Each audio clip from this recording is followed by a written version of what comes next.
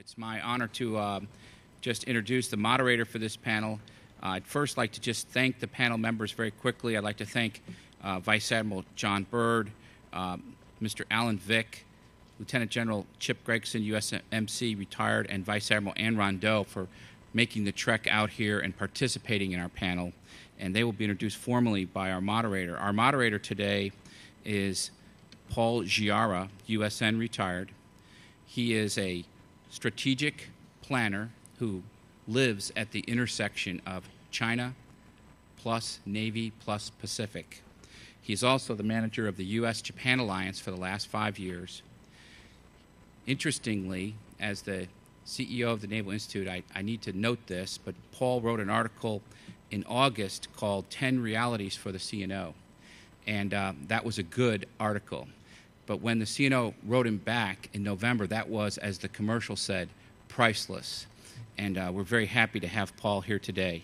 This panel, entitled China, How Big a Factor Should It Be in DoD Planning, I think is very important because when the budget is squeezed, people always get down to how much is it about China, because it's expensive. But I will leave that to the panel to discuss and leave it to our able moderator, Paul Giara. Thank you, Paul. Thanks, Admiral. I'm really exceptionally pleased to be here and honored to be on the same panel with my distinguished colleagues to my right. In all seriousness and in sincerity, my friendship with Fred Rainbow is the gift that keeps giving. Fred told me that as the moderator I couldn't make a presentation, but he didn't say I couldn't get the subject started. In any case, I'd rather start with a reminiscence than with a joke. I took a few hours off yesterday and went aboard USS Midway, the first time since I'd been aboard since 1982, after a 2-year, very eventful ship's company tour. Midway reminds me of history. I majored in history, so I think about that a lot, both my own history and the Navy's history. She was an incredible ship, the finest capital ship afloat at the time. She's particularly reminiscent of the extent to which we went during the Cold War. Her longest deployment, just to remind, was 327 days from home port. So with a nod to my fellow Cold Warriors, we're here today in part to consider whether we are embarking, should embark, have already embarked on an enterprise of similar scope with China. Just how much is it going to take to come to grips with the truly historic rise of China, a rise militarized by the government in Beijing? These are different times, and history doesn't repeat, but it does rhyme. We have to think about 6 historical examples of the rise of a great power over the last 2 centuries, and with one exception, they all ended in paroxysms of cataclysmic struggle on ideologically, militarily, politically, economically, every way you can think of. Napoleon, the United States and Great Britain, the only exception that proves the rule. Wilhelmine Germany, Nazi Germany, Imperial Japan, and then the Soviet Union during the Cold War. All but one of these emergences ended badly. Only the rise of the United States between our own Civil War and World War I occurred peacefully. And now we're faced by the challenging emergence of China and the subject of this panel, which is how big a factor should China be in DoD planning. I majored in history, as I said, so I looked for similarities and historical examples from the past to help me envision where we are. Now, I speak only for myself, not for the panel or for anyone else, but is it 1873 when the Naval Institute was founded to support American naval development in an uncertain and introspective time and to discuss, quote, the serious implications of a smaller post-Civil War Navy and other matters of professional interest? Is it 1912, before a war that everyone expected but no one anticipated, when we were about to discover that industrial warfare was way ahead of the tactics of the time? Is it sometime in the interwar period, the golden age of experimentation and strategic and operational innovation? Is it 1949 at the beginnings of a titanic East-West struggle that consumed our attentions, our labors, our budgets, and our young men for 40 years? Or is it 1980, at a time of recalibration and strategic pivoting that brought us the air-land battle and the maritime strategy, stealth, Star Wars, and precision-guided munitions? Frankly, I don't know the answer to those questions, but I do know that we have to answer those questions. And I'm fairly certain that the challenge of China is going to consume as much of our labors and our budget and our young men and women as did the Cold War. That's not to say we are entering a new Cold War, but it is going to be a real Nantucket sleigh ride going forward, certainly more than we would wish for. In my own view, it's more than likely that coming to grips with the rise of China will be the most consequential professional and social endeavor of our lives going forward. One more relevant historical observation before we start. As President Dwight Eisenhower took office, he couldn't see into the Soviet Union. He knew that the potential consequences of that strategic deficit were dire. Underreacting or overreacting were the rocks and shoals of American presidents during the Cold War. So Ike invented the strategic reconnaissance complex that we take for granted today. This was an incredible undertaking and a great example for us today of what can be accomplished when it has to be. We should strive to match his ambition in other areas of strategic challenge, all for the same reasons. Now to the panel. I've asked the panelists to consider the challenge that we face from a variety of perspectives. More about that in just a moment, but we will spend about the next 30 minutes with each panelist providing a brief perspective, 5 to 7 minutes each. Moderator's hopes spring eternal. And then we will turn to a question and answer period for the time remaining before we adjourn promptly at 12:15. Each panelist has a particular research question, and all have considered as well what keeps them awake at night with regard to China and the basic research question, which is how big a factor China should be in DoD planning. So first, I'd like to very briefly, and I can't do credit to any of these individuals whose reputations and careers speak for themselves, Vice Admiral John Byrd, the Director of the Navy Staff. He's going to give us his view from the bridge, as much as any active officer today, and more than most, he has watched Chinese naval developments across 3 significant flag leadership roles and had to deal with them directly from his times as Commander Subgroup 7 in Yokosuka, Japan, Deputy Pacific Fleet in Hawaii, as the 7th Fleet Commander from 2008 to 2010, and currently as the Director of the Navy Staff. I've asked him to talk to us from his perspective of significant Navy command and staff responsibilities, PLA developments and capabilities, Asia-Pacific regional reactions to those developments, what keeps him awake at night with regard to China, and how big a factor China should be in DoD planning. Admiral? Good morning. Thank you all for being here. Thanks to AFCEA, USNI, Pete, for hosting this larger event, and in particular this panel. From my own bias, it's the most important panel. I think the question at hand is so critically important and in a way so obvious as to be rhetorical, which is to say, how big a factor should China be in our planning? When I left the 7th Fleet in my change of command speech, I quoted Theodore Roosevelt, and I'll quote him again today because I think what he said 100 years ago applies, that the U.S. future history will be more determined by our position on the Pacific facing China than our position on the Atlantic facing Europe. That's true then 100 years ago. It's true today. Let me start with a surprising, ironic, and historical fact that many of you may not be aware of. I think while most of you may know that the 7th Fleet was stood up at the end of World War II in 1943 in Brisbane, Australia, as a follow-on to the Asiatic Squadron, what you may not know, and I didn't know until I took command of the 7th Fleet, is that its first home port was Qingdao, China, from 1946 to 1949.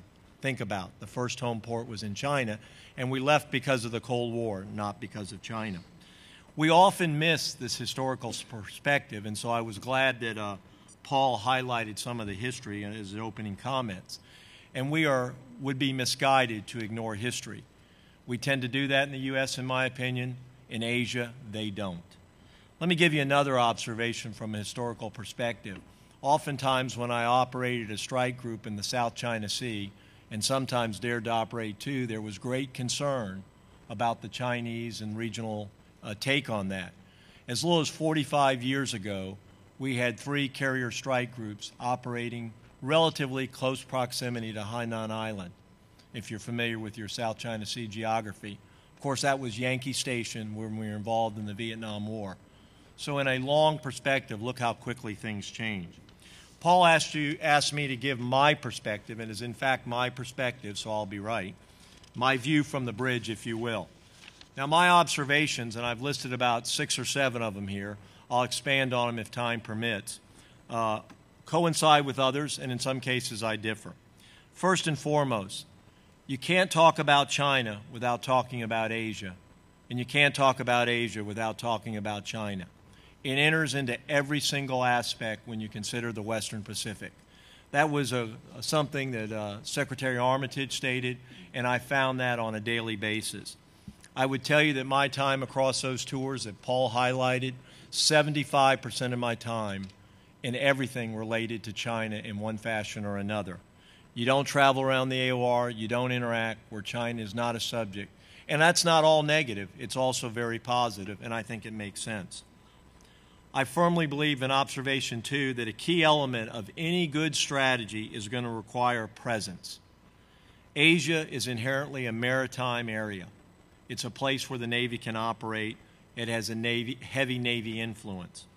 Our brand new defense strategy, and I'll quote, says, U.S. influence in the Western Pacific will depend in part on an underlying balance of military capability and presence.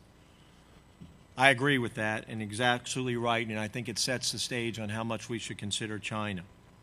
I think it's exactly right, and I think it's a call to action.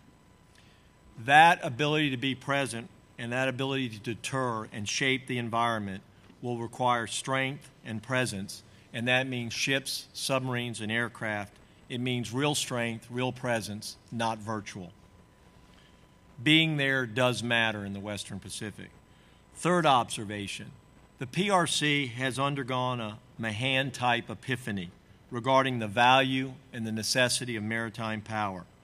They've gone from a land-centric kind of thinkers, believers, to a maritime external view, and that is growing on a daily basis. They have recognized the geostrategic value of their near seas, the Yellow Sea, the East Sea, and the South China Sea. Certainly for the Yellow Sea, it's the back door to Beijing. For the East Sea, maybe they're most critical. They are very concerned. Their old enemy, Japan, across the East Sea, a very short distance, and them currently have differing opinions about oil and gas reserves and who has rights to them as well as other territorials. And then, of course, there's Taiwan. Further south, the South China Sea, which is very important and of growing importance to the Chinese, and probably the most complex of the 3 near seas because it involves so many nations, is of great value to the entire globe. 80% of the crude oil going into Asia in the Western Pacific for Japan, Korea, Taiwan, and most of for China flows through the South China Sea. So it's a strategic sea line of communication. It's full of many resources, certainly fishing, but there's also oil and natural gas. And while that's up for debate, the Chinese belief, and this counts in terms of perception, is it's much greater than what we estimate. And of course, historically, the Chinese consider it their own, like we might the Gulf of Mexico or the Caribbean. Those 3 factors make it strategically important to the Chinese and strategically important on a global basis. Observation 4. As we come up with many accolades and dynamics about the PRC economy, all those apply to their military and their Navy. Double-digit growth, incredible leaps forward, all apply to their maritime-focused environment in terms of their ships, their aircraft, and their submarines. 5th observation. The PRC and many in Asia view the world differently than we do, and you must never forget that, in terms of right and wrong, in terms of what is sovereign and not, strength versus weakness and its value, norms, the truth and what is not the truth, transparency. We don't think alike. It's two different cultures, two different views, and we fall victim and at our peril when we try and apply our mindset to theirs. There's long history out there, and they look at it that way, as I said. Hundreds of years, not tens of years, with great animosity and great friction. Last observation, mill-to-mill interaction is critically important, and it's going to happen positively and negative. So what keeps me up at night is miscalculation. During my time, it was the harassment of the USNS Impeccable. More recently, it was the Japanese Coast Guard with the Chinese fishing vessel that led to heightened tensions and the Chinese banning rare earth metals to Japan. And so I think on any given day, you could have miscalculation. At the same time, that interaction at sea can be very positive. I remember once when the Chinese participated in the Indonesian fleet review, we interacted with them just afterwards, sort of on a ad hoc basis, and did some flashing light and a simple passex. At the end of that, the Chinese ship raised the U.S. flag to their yardarm in sort of a salute. I don't think that was checked with Beijing, but what a wonderful interaction at sea. Small steps toward a bigger understanding. I'm going to close there and turn over the rest of the panel and certainly can amplify on any of those observations. But let me simply say, like Secretary Work said, we're not trying to contain China, but certainly we have to interact, and as more positive we can make it, less chance of miscalculation. Thank you. Thank you very much, Admiral. It's a marvelous reminder that we have to deal not only with geostrategic realities and the fact that areas of the Asia-Pacific that are vital to China are vital to everyone else, but with a great cultural divide that's really going to give us fits going forward. I want to introduce now and ask him to follow up with his remarks Dr. Alan Vick, a friend of mine from the RAND Corporation, and who will be talking about China's military developments over time. Alan is a long-time China watcher. He has a broad viewpoint on regional realities and air as well as naval developments. I've asked him to talk about his perspective, considering his extensive study in in-depth China of Chinese and American military developments, how China's military modernization threatens the American way of war. In particular, how have they innovated in a way most problematic for us? Obviously, he's also going to address what keeps him awake at night with regard to China and how big a factor China should be in DoD planning. Alan? Paul, thank you. Good morning. I'll begin with answering the last question first of how big a factor should China be in DoD planning, and would certainly resonate with what Admiral Byrd and Paul said. It should be a significant factor. Paul may be right. It may be the single most important driver of our security policy in the coming years. I would argue that that's for three reasons. First, Chinese and U.S. military forces could plausibly confront one another in a number of situations. They're the only major power where that is true today or in the near term. First, of course, is a crisis over Taiwan's political status. Secondly, something Admiral Byrd referred to, the potential for an escalating incident either between the PRC and Japan or between the PRC and the Philippines over maritime and island territorial disputes. And I would note that both of those countries are treaty allies of the U.S. Second, perception that the military balance in Asia-Pacific is shifting in China's favor and away from the U.S. Matters. It's going to affect regional stability. It could embolden the Chinese to take actions that they might not otherwise take. And then finally, and the area that my research has focused on the last few years, is that the anti-access and area denial concepts and capabilities that the Chinese have developed are a problem for the way that we project power. They're a broader problem. These capabilities and ideas could proliferate. There's something that we can't ignore even if an actual conflict with China is unlikely. So just develop those ideas a little bit here. Paul mentioned the American way of war. A number of distinguished historians over the last 40 years or so have written, by my count, I think it's now 8 or 9 books that have American Way of War in the title, from Russell Wigley's original in the 70s to Elliot Cohen's recent book.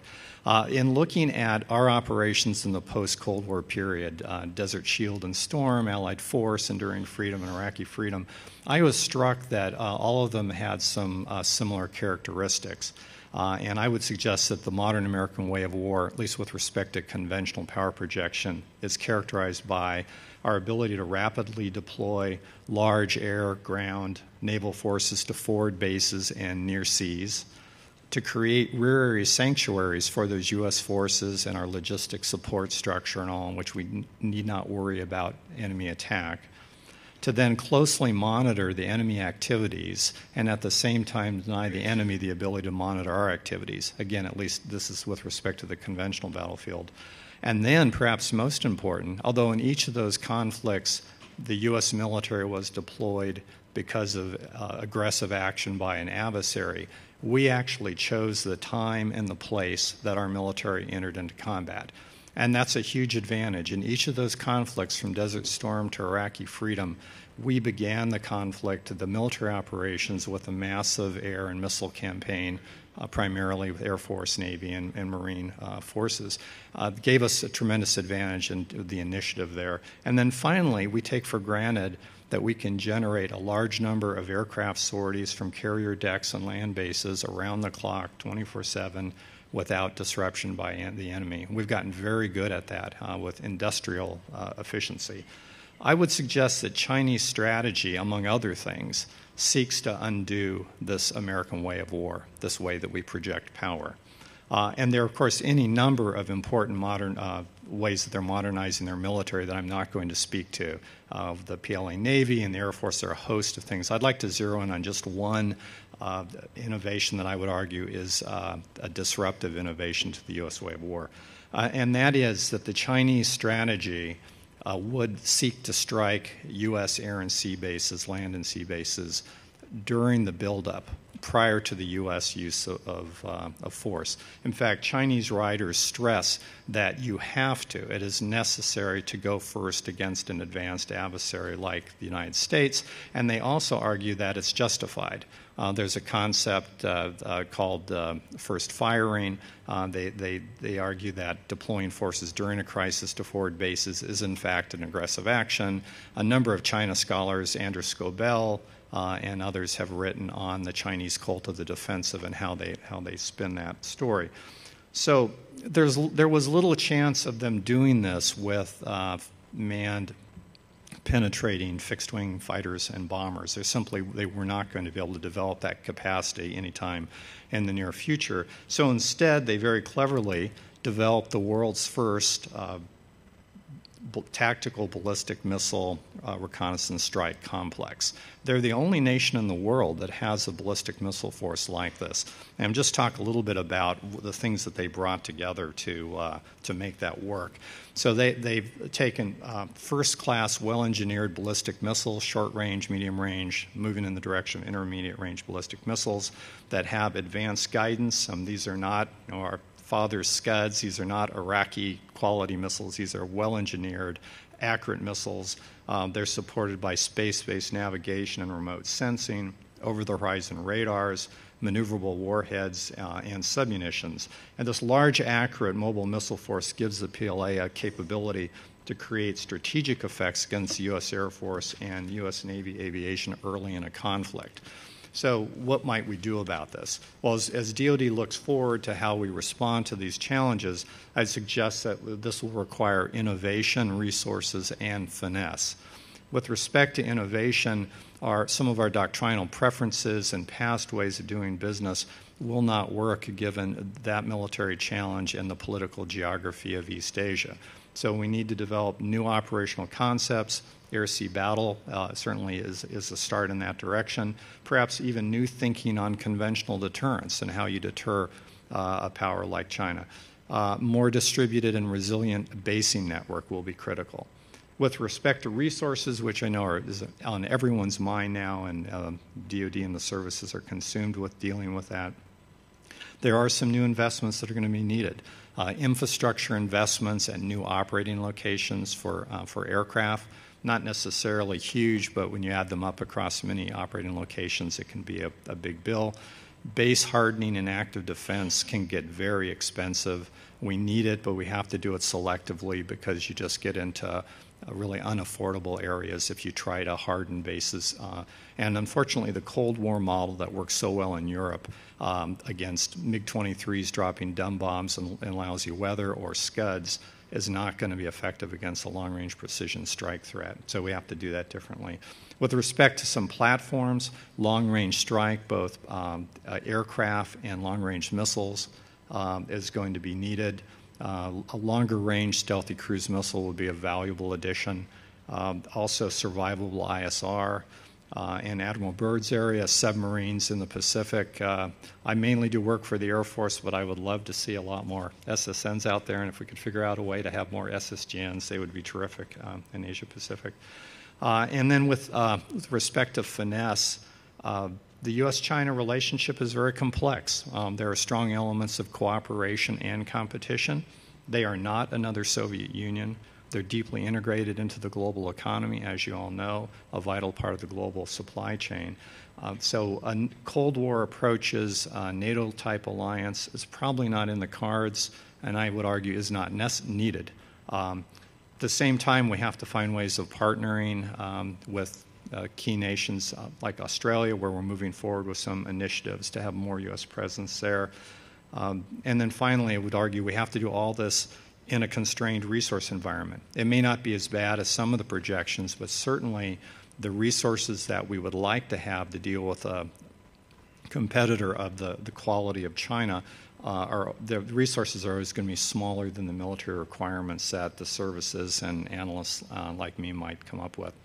I appreciate the opportunity to share those thoughts and look forward to the discussion. Thank you very much, Alan.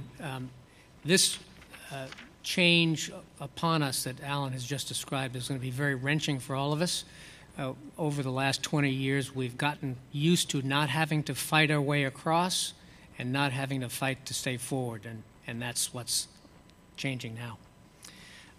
Now I want to turn to Lieutenant General Chip Gregson, U.S. Marine Corps retired, and his topic is mustering policies and strategies. He's had exceptional experience as director of the East Asia Office and OSD Policy, as the Marine Division Commander and then 3rd MEF Commander on Okinawa, subsequently as Commanding General of the Fleet Marine Force, and then as Assistant Secretary of Defense for Asian and Pacific Security Affairs. This provides him and us, through him, unprecedented experience in Asia-Pacific policy, strategy, and operational command. I've asked him to talk about, from his perspective, dealing with China at the geostrategic level, the challenges of preparing Chinese military power and its summary findings, implications of that process and that product, and thinking about two wars at once. And finally, of course, I'd like him to also tell us about what keeps him awake at night with regard to China and how big a factor China should play in DoD planning. General? Thank you, Paul, and thanks to the Naval Institute and AFCEA for sponsoring these couple days down here in San Diego. As the Soviet Union was collapsing, the chairman of the Joint Chiefs summoned his chairman's study group. This was a 4-person group, 3 colonels and a Navy captain chosen carefully by each service chief. The chairman had a simple question: what do we do now that we've lost our best enemy?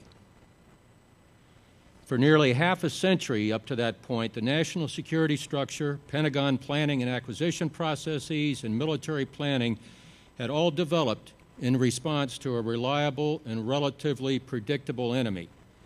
Suddenly, all of that was no longer relevant.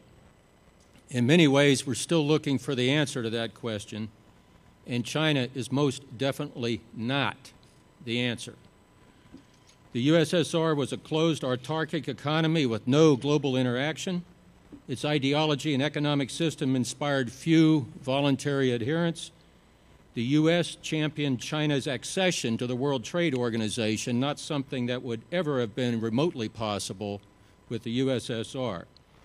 The U.S. has a strong interest in China as a productive member of the international system. Successful U.S. policy and strategy toward China requires a fundamentally different mindset than that we applied during the Cold War.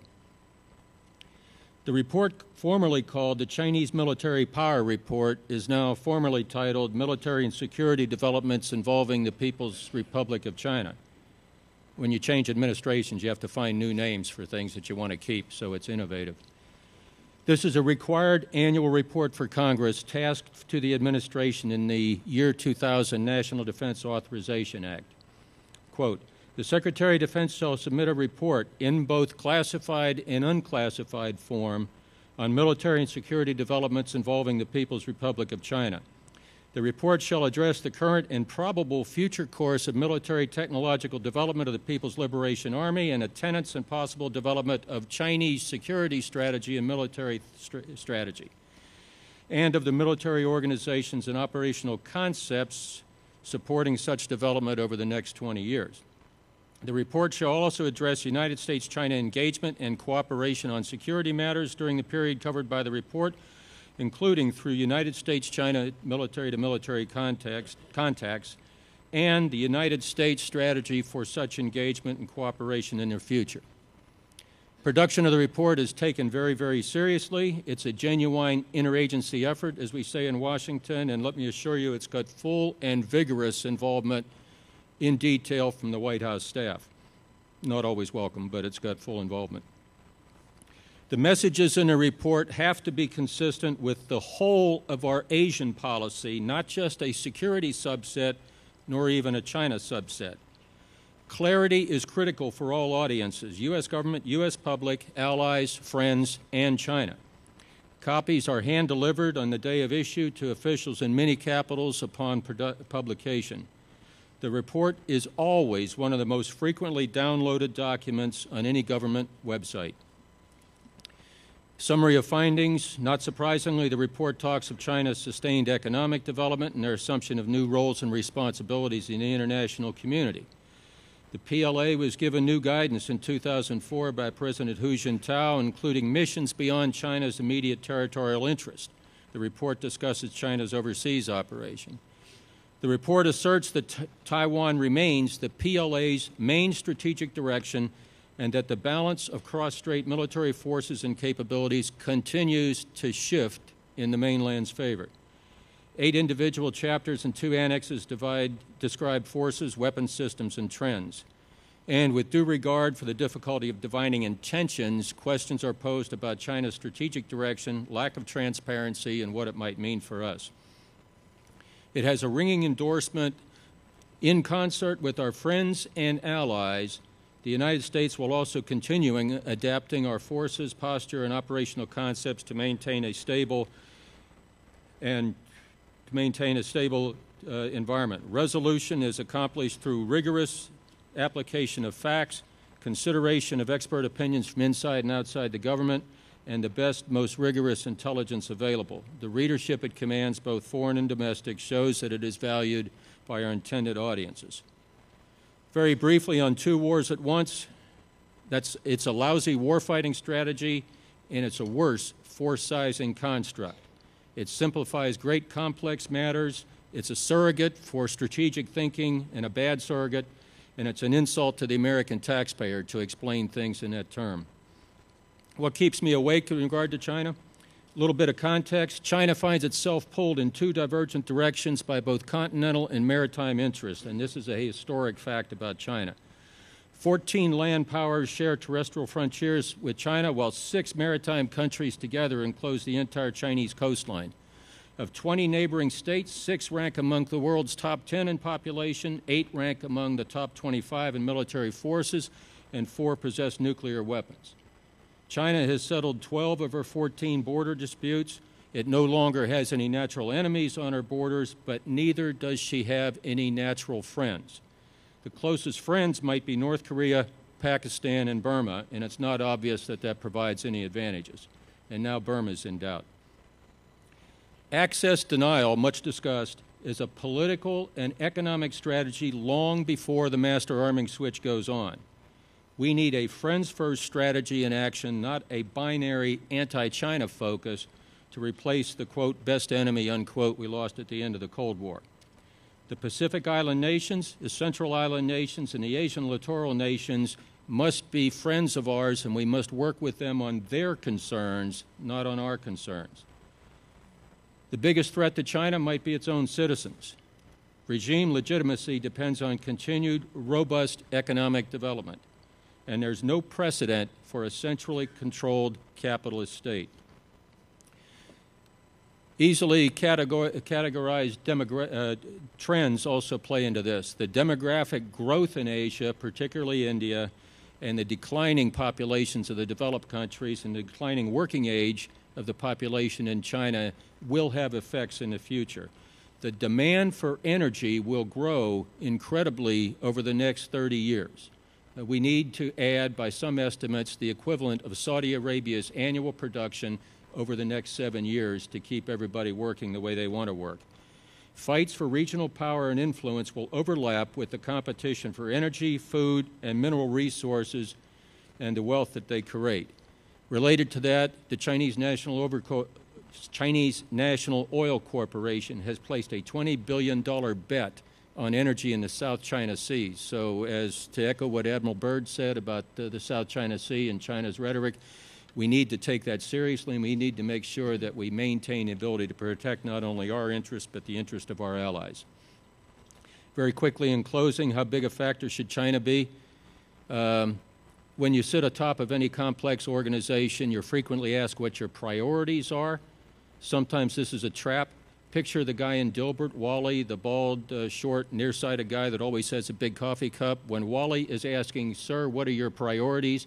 what he's really asking is, "Sir, what can I gaff off and not do anymore that I'm supposed to be doing?"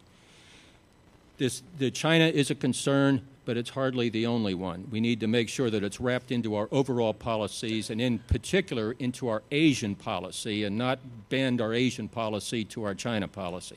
Thank you. Thank you, General. That's a marvelous review of how different the terms of reference are going to be going forward. I appreciate that a lot. Finally, Vice Admiral Anne Rondeau to talk about preparing the force. Just as a personal note, Anne and I were lieutenants together at Moffett Field. Anne has done better than I did. Anne is serving at the crucial intersection of strategy and education from the perspective of her career that has provided key personal and professional insights.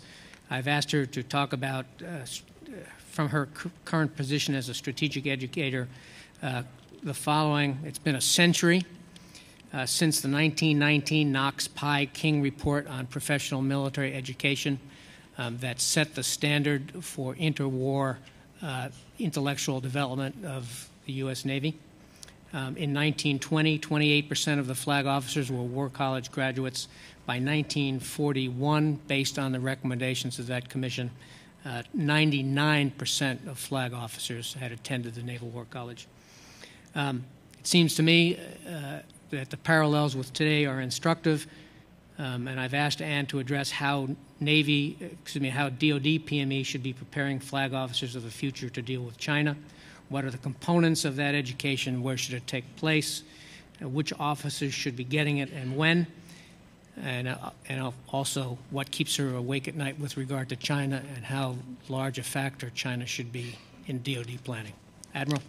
I thank you very much. First of all, I also want to thank AFCEA and USNI and Pete Daly for the kinds of energy that you bring into the Institute.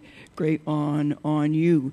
This kind of dialogue is really important, and what AFCEA and USNI does is really important. It's great to see some old friends out in the audience, too, but Admiral Clemens, I see you, and you should be up here talking about these kinds of issues. So very, very good to see you, sir. Very good to see you.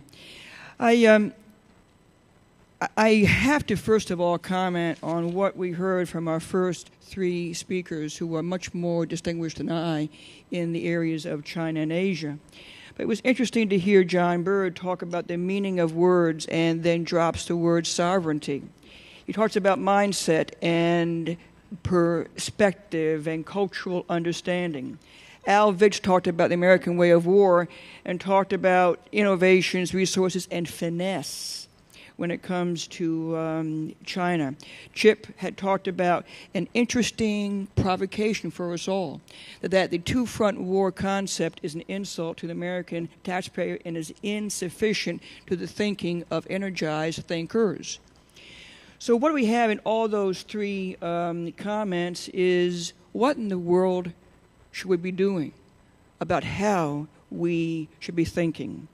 And so, first of all, I'm not here to talk about all of the things about American JPME, because that would take a day or a lifetime. But I first want to think about what Paul has asked, and thinking about 1919 and what the U.S. did with regard to Knox, Pi, King work, and then what came after that on PME. In 1987, Dr. Paul Godwin, National War College, was sitting in China and was helping the Chinese develop their national defense university.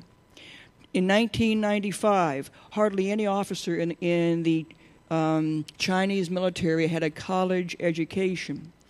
And as Dr. Phil Saunders and Dr. Bud Cole have reminded me, that there is now an increased emphasis on a ROTC type, an ROTC type program for all PLA and PLAN officers. And so today, when you talk about when Paul had talked about it in 1920, 28% of flag officers in the U.S. were Naval War College graduates, and that by 41, almost 100% were. I will tell you today that almost 100% of the PLA and PLAN officers are receiving a college education or some sort of certified degree. This is actually good news for us, because it makes that peer competitor keep us on edge in our own intellectual development. Because what else are they doing? They're emphasizing knowledge by officers of science and technology. They're working on what it means to be a military professional and what that means. They are looking at things like the laws of war and all the manner of things that we understand have driven Western thought about militaries and how they work and how they can be applied in the world. And they're reading our stuff.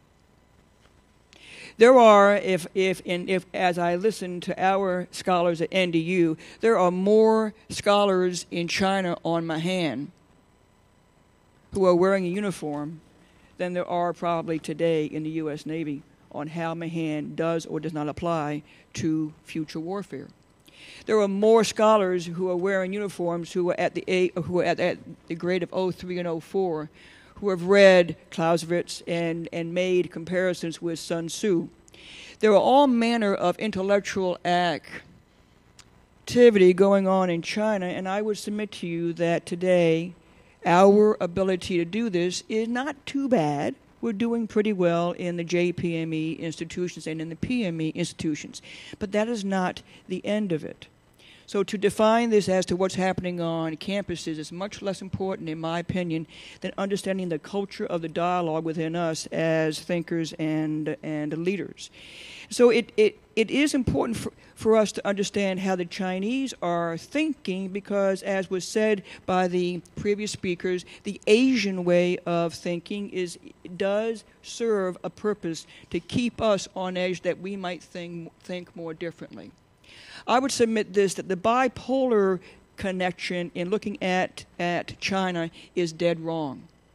And that our thinking about China is in the binary terms that Chip said will not lead to the right answers. That the binary terms of right and wrong, good and bad, and opponent or an adversary or friend and ally do not work in the case of China, where it is our leading trade partner, and with a country that has never experienced the challenges of being a global power. We're talking about a historical tradition of strong regional power and prowess, without understanding that they're going through their own vertigo on what it means to interact as a global leader. And so how do we help them to do that? What is our intellectual richness to help them to do that? And so I would submit that what we are reading and how we're talking, how we're doing this kind of a dialogue is just as important as the in-place, in-situ classroom work that is done in a 10-month period anywhere else. Capstone, the course within the U.S. JPME that trains the new flag officers, talk about China all the time. They travel around the world. They travel to Africa, they travel to South America, and they talk about China. Because presence is not only physical, it's also intellectual. It's also business. So as we talk about presence, what does that mean? And I would submit to you that there is an intellectual challenge there for us to be present in the argument.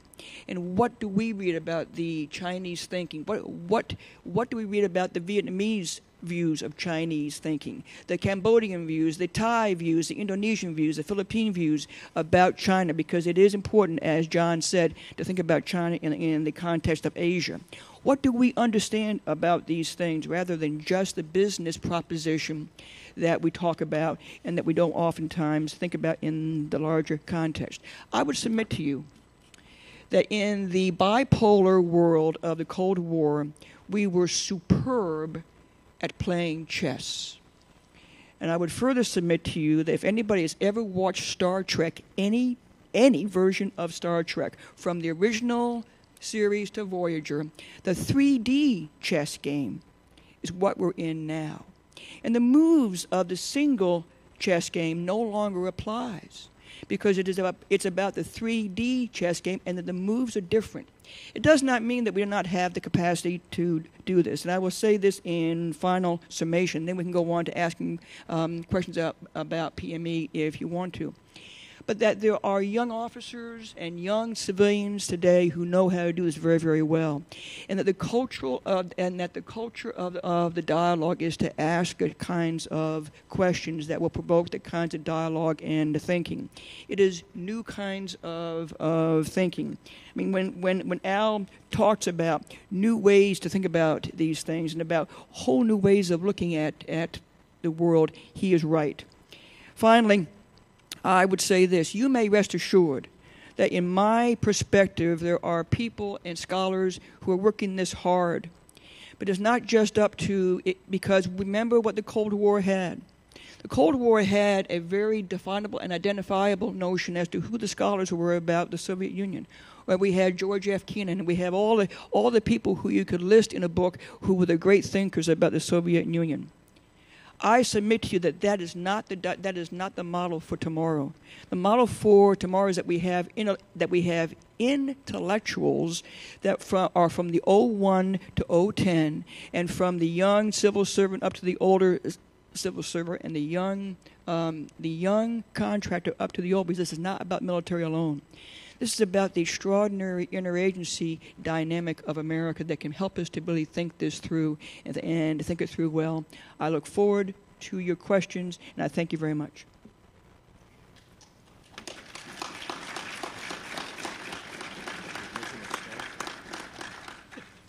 Well, that was great. There's so much to think about, and I know you are thinking about it, and now it's your chance to ask about it.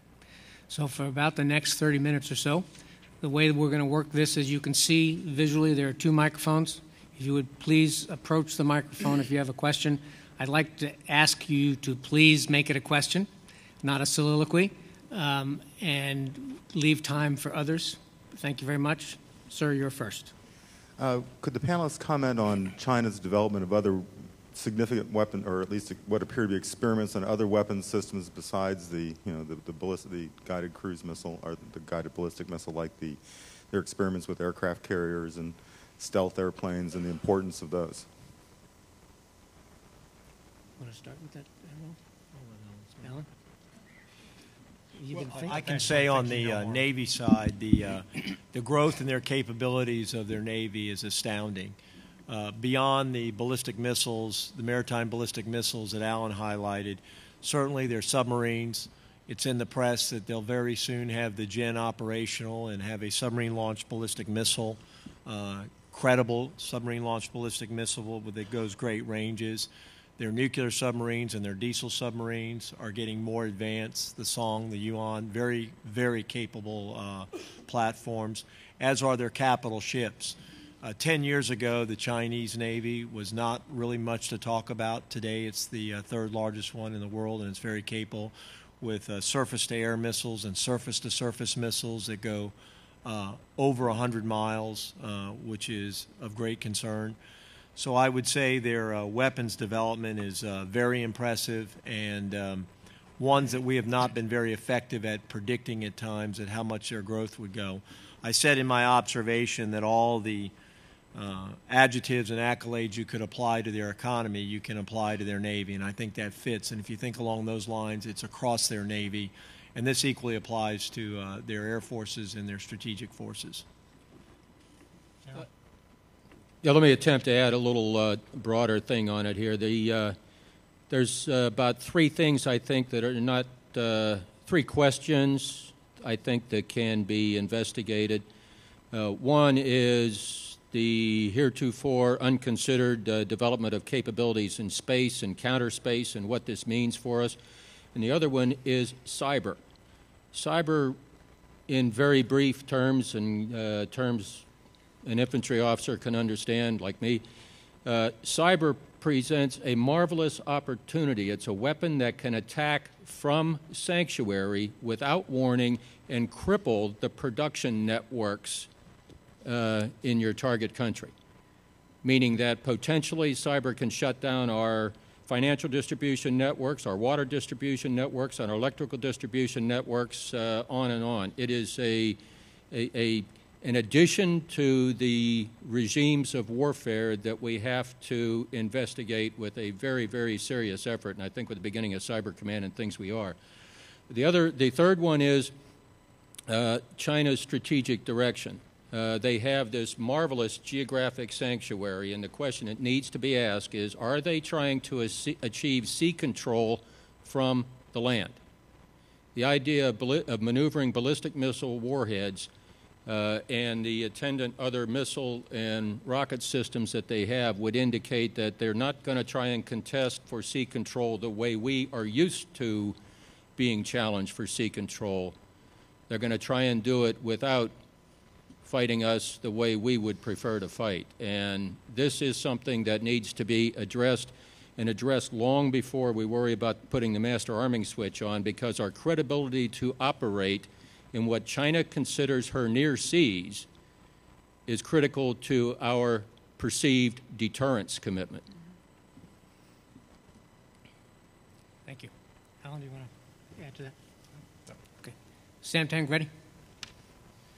For the panel, is there a growing rift between or a growing division between the American political military community and the business community over the future of Taiwan? The context of the question is, in my travels, I must say that the business community people that I've talked to seem to profess not to understand why in the world we're worried about Taiwan. Why don't we just get that over with now so we can move on to a more peaceful relationship with China?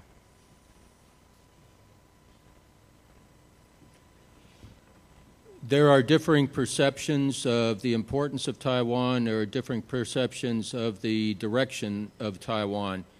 There is incredible cross-strait business now and incredible cross-strait contacts, direct flights not only from the mainland to Taiwan, but now from the mainland to some of the offshore islands. There are those that don't see the value in Taiwan as a free and democratic entity as it and successful business entity as it exists now. This is part of the conversation about China that we are not having yet. I'm sorry. Go ahead. Let me also indicate that it's an interestingly posed question about the conflict between the U.S. military and business. The strategic question, though, is not that. The strategic question is, what does that represent? So the dialogue within some of our China scholars is, you got Taiwan, then from there you have the South China Sea, and it's a ring of influence. So if they can do some things with Taiwan that makes them comfortable, then you keep on going on the rings, and how far do you go? The fact that there are also assertions of sovereignty around any landmass that is within the South China Sea is an interesting perspective. So the strategic question is not to get so wrapped up in the tactics or the operational aspects of business and the military as to what does this mean in a geostrategic sense, and that's what some of your scholars are trying to talk about and to understand. One save round real quickly. The predominant opinion in Taiwan, poll after poll, and what was reflected in the recent election was that the vast majority of the voting people in Taiwan prefer either independence, that's a small group, relatively small group on the right-hand side of the political spectrum, if you will, and a very, very large plurality majority in the center of the political spectrum that prefers the status quo. It's not a good policy position of the United States to abandon democratically determined opinion in another place. Paul, if I could just add one other thing. There also is the Taiwan Relations Act, which continues to have very strong congressional support, and every president since that act was signed into law has made public statements that come very close to a defense treaty-like commitment to Taiwan. I mean, it's not a formal defense treaty, but the presidential understandings and statements on it, we can't simply walk away from that. I guess I would say that it's not just the military. You really have to speak to the congressional support and the executive branch support more broadly. As he does so often, Sam Tangretti has put his finger right on an important point. Taiwan, as Dan Blumenthal would describe it, is a unicorn. It's something we think exists in a certain way, and we think we understand it, but it simply doesn't exist the way we think it does. And this is going to be increasingly important going forward, because if you do a thought experiment and imagine a day without Taiwan as presently constituted, and then what? Then you have to think about military bastions as opposed to military enclaves. You have to think about alternative capitalistic versus communist Chinese models and so on. And whether or not there really is peace and stability in the Taiwan Straits to preserve, or whether that in itself is a fiction. Some of us would think that the Taiwan Straits are neither peaceful nor stable. So in any case, congratulations to Sam Tangretti as usual. Sir. John Gaffney with Renaissance Strategic Advisors. I guess this would be a question for General Gregson and maybe for Dr. Vick. But we've heard a lot about resources in the maritime regions, and in particular the South China Sea. Nobody has mentioned Siberia. And Siberia is a region that is essentially depopulating as the Russian population declines. It's also warming up. And so, therefore, it's going to become easier to extract resources from that region. So I wonder if anybody would have any thoughts about the strategic implications of China expanding its influence into that part of the world as opposed to going out to sea. Resources are obviously critical to supporting economic growth and maintaining regime legitimacy. So I'd be interested to hear your comments on that. Thank you. China is expanding its influence into various areas, resource-driven. The nation of Mongolia, for example, is very determined to maintain what they call third friends because they don't want to be overwhelmed by Chinese economic interest, basically, well, totally mineral extraction based. Same thing with Siberia. There are interesting political and commercial arguments going on about where natural gas pipelines will go, for example, and other mineral extraction rights. So this will be as we go into the future, I think, especially with the growth in populations creating a greater demand on resources, this will continue to become a point of contention, hopefully peacefully. If I were a Russian, I would be sending trade delegations to Washington as fast as I could get them on the airplane. You know, to pick up on that point, I had an ambassador from Africa in my office, and a major African country, and he said, "We want you back." And I said, "What's that mean?" And he said, "The Chinese have been wonderful about giving us a lot of money for arable land, but they're bringing in the Chinese to also work that land. And so we don't mind the money for the arable land in some ways, but we don't like the fact that there's not an employment piece here." And it goes back to the comment that there are pressures within China that are extraordinary, that it's always going to be about what they can do with their domestic issues. And so that would drive a lot of this. So how do we help that so that does not lead then to bad behavior? And I think that that's an important point. We have a question from the fleet. Good morning. Petty Officer Goth here. Two words you constantly hear: containment, deterrence. In my own thinking, but I never heard those two terms truly defined as to what each means.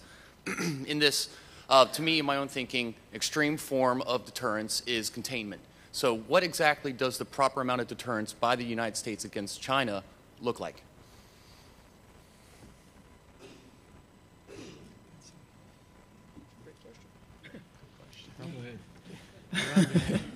It's a great.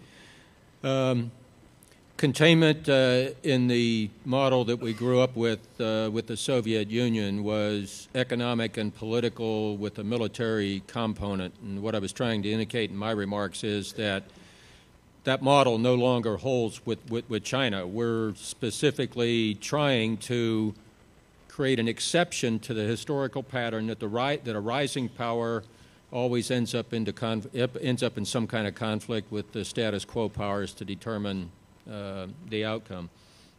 We don't want that to happen with China, and that's why we champion China's entry into the World Trade Organization. That's why we have trade agreements with China. That's why China's our largest trading partner. Those types of things, and it's why we attempt to maintain a number of very positive conversations with China, while at the same time dealing with those issues where we have profound disagreements. It's easier to work through the disagreements if you have something positive going on. If you don't have anything positive going on, then the areas where you disagree become the only conversation, and that doesn't lead anywhere good. So our proper amount of deterrence is very difficult to define, but our friends and our allies in the region, our allies, South Korea, Japan, Philippines, Thailand, Freudian slip, Thailand, in Australia, and our numerous friends out there all have to be persuaded that we are there to protect our interests and the things that we stand up for: freedom of navigation, freedom of access to the global commons of sea, air, space, safe access to cyberspace, those types of things, peaceful resolution of disputes, equitable answers to the questions about who owns which part of what exclusive economic zone, all those types of things. They have to be convinced that our capabilities are credible. Admiral Byrd said presence is necessary. Fully agree. I would expand that to say that in the future we have to have that presence in a much more widely distributed form, working with our friends and allies on their problems, not our problems. We have to be able to counteract what Admiral Rondeau was just talking about, the tremendous Chinese attempts to buy political and economic influence everywhere. In my remarks, I mentioned the island nations of the Pacific by design. I've had the privilege of visiting a number of them, both in government life and in private life, and I can tell you on every island, you find Chinese, and they have major interests. Vanuatu, a little anecdote, I was in Vanuatu, and I complimented a Vanuatu official on the fiber optic cables being installed in this very modest, very old, very in its decline, shall we say, beyond its service life tourist motel that I was staying in. And he smiled and said, "Oh, yeah, we're running fiber optic cables to all of our tourist locations." And I said, "Really?" And he said, "Yes, it's a gift from the Chinese." Pause, and all the cables go right through their embassy before they leave the island.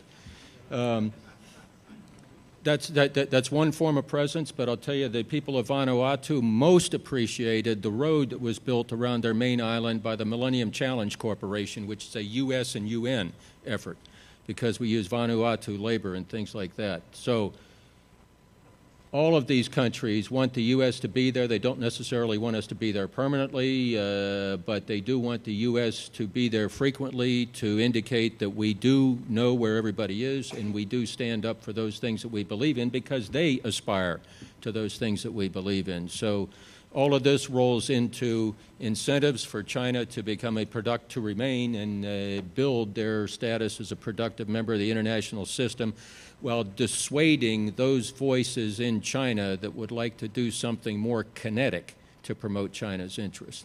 But I think it's a great question, and I'm sitting here thinking about the fact that you have presented a question that changes the framing vector. Because deterrence and containment, to go back to Admiral Byrd's comment, words matter.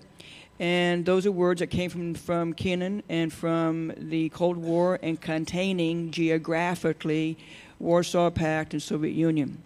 To get back to General Gregson's comments, there is no longer that kind of application on geographic containment. Deterrence is about behavior. And so now you come into a kind of a psychological issue as to what is it that we mean by deterrence with regard to each other in China. And so it's a really good question that helps us to frame future new thinking, and I think that it's a great question. It does highlight that point that I was trying to make, that your idea of deterrence is their idea of containment. And so, although, and we are not about containment, as the Secretary said in his speech, and about deterrence, and the region, as General Gregson had said, very much wants it, because the region is very much about stability, to allow free flow of commerce, to allow trade and allow growth. Any sort of military actions, which is what we're trying to deter, would it cause that not to happen. So how much you need, of course, you have to get inside the head of those that you're trying to deter. But as General Gregson said, it has to be both capable and credible. And that's sort of the big question. And so that's a judgment, and it's a very difficult judgment. It has to be a certain amount of strength that would cause the other person to think that they would fail in their military objectives, or the cost in winning those objectives is so high as to no longer be of value. So it's a very difficult question, and it's one that we have to achieve balance on, and that was that quote I read at the outset from the new defense strategy. Paul, Sam has to share his award with the petty officer. Yeah. The last thing on this is Dr. Bud Cole has just come back from China, and one of the PLA generals to whom he spoke talked about the strategic trap in which the Chinese and the U.S. will soon find themselves. And so the framing piece is really important on how you understand each other, and meaning really matters. And so, again, I think that y'all need to share a prize, Paul, for the best question of the day here. And to me, this is a reminder of the kind of astute judgment that's going to be required, and why the education piece, the honing and the developing of thinking in very much more complex ways of thinking is going to be so important going forward, because there's the cultural piece, there's the fundamental geostrategic issues of deterrence and containment that you've raised, and so on. And with a competitor and a partner at the same time who is culturally quite different, and this is going to be hard for us. It's going to be hard for us. It's going to take a considerable effort just to get that part right. Thank you very much. Sir. Sir, getting back to a little more simple question. For Dr. Vick and Admiral Byrd, we mentioned possible conflicts erupting over the Philippines and Japan and Taiwan. What about North Korea? They've been a problem in the past that we had to deal with at some place called Chosin, And right now we don't know where the hell they are, so that looks like a problem. And for General Gregson, and perhaps a comment on the interaction between India and China and what kind of stress that might put on their maritime posture, not to mention the stands and the Muslim problem in the western part of China. North Korea is always problematic and of great concern. During my time out there, I had the phone call in the middle of the night in which the North Koreans sank, murdered the Chonon, which killed 46 South Korean sailors, a real tragedy in their waters, their territorial seas, unprovoked and without warning. And who could have predicted that, other than the fact that periodically the North Koreans have been known to do that? So it's a great concern. And it's also, as I said in my opening, you can't consider China without Asia and Asia without China. So as you know, in response to the Chonon, we had a demonstration, an exercise with the South Koreans, which goes back to deterrence, to deter the North Koreans from further provocation, further acts. Of course, that was read by the Chinese as containment or a problem, especially given that that exercise was scheduled to occur in the Yellow Sea, which the Chinese were not keen on. So when it comes to North Korea, it's much more difficult, although the problem itself is difficult, of North Korea, because China is in there, and China does not view it a better place without North Korea. So a very difficult one. There's not an easy answer. I think our strategy of working closely with South Korean and our ongoing efforts with the South Korean military is about the best one we have, but who knows what would happen next. I think the Korea point is a very good one, and it's certainly an oversight on my part for not listing it. As you all know, China has, for 60-plus years, had concerns about a unified Korea with a U.S. military presence there. They crossed the Yalu in the 50s because of that possibility. And certainly if you had an implosion of the DPRK and there was the ROC forces were going north, the U.S. military, we would need to be very careful about the role we played, where we were, and how that developed. And you're right, you could have a U.S.-China conflict develop out of that, let alone a more classic North invade South. I think actually perhaps the implosion is more risky than the classic invasion.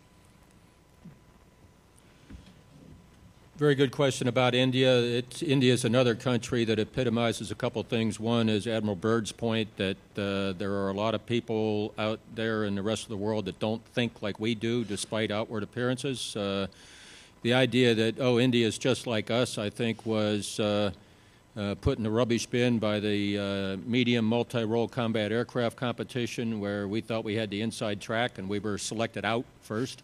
The C-17 sale, I think, is still working. India's its own place. India has its own aspirations. They also think the Indian Ocean is called the Indian Ocean for a good reason.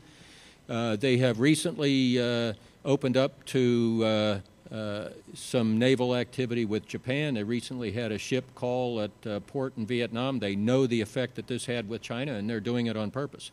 They have aspirations to build up their military power. They definitely have aspirations to run their own program, and this is another element that has to be factored into this whole complex mix that we're looking at. They also have unresolved land border disputes with China. There is an interesting phenomenon going on in the Indian military. When I went to visit their NDU, there's quite the debate amongst the Army and Navy officers as to how India's future looks. So there's some pretty interesting things. The Indian Navy looks to the Indian Ocean and is not looking to Pakistan and places north. So it's an interesting phenomenon of a conversation and a debate going on right now within their NDU circles. Thank you very much. This is going to be, I think, the last question. Sir. Good afternoon. My name is Mitch Rios. For the first time in a couple of days, I heard the mention of space and counter space. So I appreciate the panel for bringing that up. I think that's a significant topic, certainly when we're talking about the Asia-Pacific with BIDO and ASAT weapons, and et cetera. How do we as a nation reconcile our current economic challenges with the the costs of space and counter space capabilities, it is certainly going to be on the forefront in the future if this comes to light. Thank you. You want to clarify which costs are you referring to? The cost of our maintaining our space capability or defending against others' space attacks, or developing and increasing space capabilities and counter space capabilities to address Asia-Pacific nations' capabilities. Long careers in uniform do not make one a financial expert. I'll defer to Alan Vick on this one. Not in the comments. I think you raise an important problem about if we look at any challenge in cyber, in space, the challenge of the PLA Navy, just pick a functional or mission area and ask the experts, well, what do we need to counter this looking out 15, 20 years? The bills look pretty big, and Admiral Byrd's wrestling with all these in the Navy staff. You know, how do you fund the program over the FIDUP and all? We can't fund all these things, so we're just going to have to make some choices. It's fundamentally about risk management, and that's what our senior leaders, why we count on their wisdom to figure these things out for us. We've looked in base hardening. It could be $10 to $15 billion per airbase if you tried to buy all the things that you might want. It's just not going to be doable, so we're going to have to make some tough choices. One fairly pedestrian, literally, thing. We have become accustomed over the last 10, 20 years to really exquisite communications and really exquisite intelligence, usually delivered by some electronic means. We need to seriously consider how we're going to operate if any of our comfortable cyber sanctuary, our communications that have been heretofore unchallenged, are fundamentally disrupted, or worse, how do we detect when they've been modified just a little bit? Some of us are old enough to remember the old meekening, jamming, et cetera, from the Soviet Union. Paul, my classmate, Pete Daly. What do we do if the GPS is off just 100 meters? It'd be devastating to us because we're really accustomed to this exquisite precision. So with the addition of space and with the addition of cyber, we have an exceedingly higher level of complication in considering how we do things air, land, sea, and undersea, because it's all going to be affected by this other element, and we need to be able to go back to the sextant and the trident to move ships around, and we need to go back to the lensatic compass and a paper map on the ground if GPS, for example, is damaged. So those types of things we need to factor into our thinking. The other thing we become used to is an outgrowth of, in my opinion, is an outgrowth of all this exquisite communication is very large command posts on the ground in hostile territory. You combine that with the increasing prevalence of weapons that are accurate at distance, and we may not want to be presenting the enemy with a one-shot war-winning target like that in the future. We may have to go to something that's much more widely distributed and nodal so that we can't be defeated with one lucky shot. I think a lot of these things are lost as we get involved with looking at the short-range targets, the bugs on the windshield, in other words, instead of being able to look down the road and at what's coming at us. I understand, and I have complete empathy for the environment in which Admiral Byrd works as director of the Navy staff and working on all the daily issues in the Pentagon, but we have to find somewhere, some place to do the deep thinking about the way things are changing around us, not only in what our strategy and policy ought to be toward Asia and the rest of the world, but also in what we do, what threats we can see, knowing that we're going to miss some of them, but what threats we can see coming down the road just by what's in front of us that we ought to be able to see and connect the dots. Thank you, General. Thank you very much for the question. I must say, I worked hard with the panelists getting prepared for this, but I got an awful lot more out of it than I put in. I appreciate your attention, and I appreciate, and I think I can speak for the panelists, I appreciate the opportunity to have been here today. Thank you very much.